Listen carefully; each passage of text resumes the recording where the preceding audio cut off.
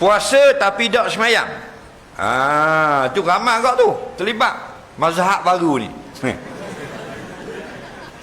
Dia kalau puasa dan tak semayang tidak dikira puasanya, kerana dikira semayang dulu. Nabi kata umududdin as-salah, tiang-tiang agama tu semayang. Nak jelas lagi hadis yang satu lagi, awaluma yuhasabu alaihil abdu yaumil qiyamah as-salah. Awal-awal amal yang akan ditanya atas seorang manusia pada hari kiamat, semayang dulu. Nampak? Mayang tu. Tapi dok puasa dia akan ada lah mazhab black lagi. Dok semayang puasa.